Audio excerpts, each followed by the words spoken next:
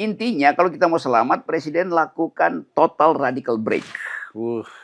Nah, menteri-menteri MBG berhenti, ini iya, berhenti, food estate evaluasi itu. MBG oke, itu perintah konstitusi. Tetapi anggaran tidak cukup. Maka Presiden mungkin dengan penuh kesantunan minta maaf pada rakyat lalu bilang bahwa tetap MBG ini akan kami teruskan ketika krisis global ini selesai. Tapi buat sementara saya Presiden tetap memilih MBG diteruskan untuk daerah-daerah yang betul-betul total miskin. Tuh. Dan dia bisa kritik. Saya diberi data tapi data itu ternyata tidak benar. Tuh. Kan coba kita hitung.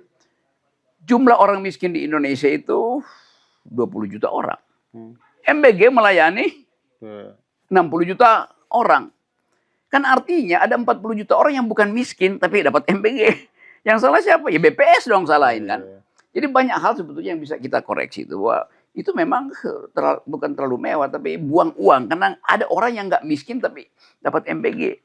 Pakai aja data 20 juta miskin berarti di dalam keluarga itu mungkin cuma 8 juta yang anak-anak perlu disuplai lagi supaya nutrisinya bagus. Orang tua yang udah miskin yang nggak mungkin lagi kan berubah cara berpikirnya kan untuk investasi jangka panjang. Tapi bagaimana mungkin seorang dealer punya keberanian minta maaf itu, Bang? Kan seorang leader yang situation calls for decision. Kira-kira begitu pepatah.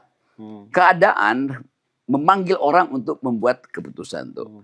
Dan sebagai seorang patriot, harusnya Presiden datang ke publik mengatakan bahwa memang saya salah ambil kebijakan. Tetapi pasti itu banyak yang menyambut senang itu ya, Bang.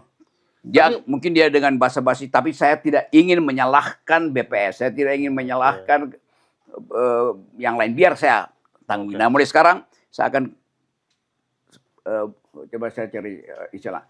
Saya akan memeluk kembali negeri ini, kata-kata keren kan, memeluk kembali negeri ini dengan hati nurani, bukan sekedar dengan transaksi politik kan, enak tuh, selesai.